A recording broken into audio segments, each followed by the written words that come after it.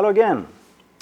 Previously, we saw the kind of very normal wire like this electric wire we've been using for assembling these two parts, or that kind of rope or small wire.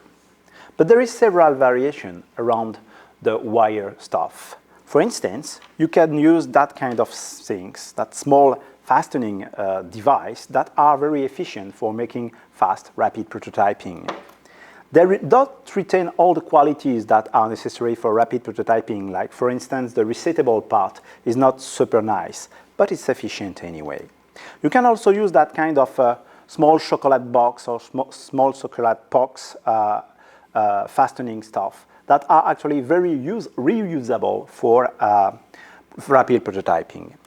There is also that kind of elastic stuff that are very adapted to fast prototyping. They retain the three quality we've been talking about previously. They are fast, they are resettable, and they are removable.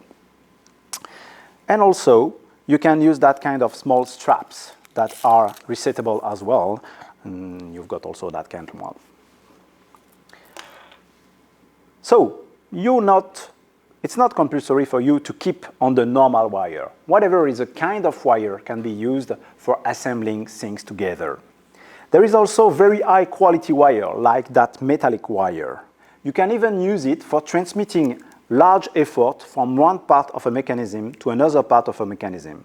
You can even use them for routing the effort around something like a bar or using a kind of a rolling part. There is a declination of that where you can use it as a traction and also with pressure. That version is named corde à piano. Let's say piano chord. That was in French, actually. So that is more the kind of wire you can use either for pull or push to transmit a movement from one part of a mechanism to another part of a mechanism that is situated somewhere else in another angle. And this is quite efficient. It's the same thing that you're using with your brakes when you've got a bicycle. So do not refrain you from using any of this method for assembling things together. And that's it.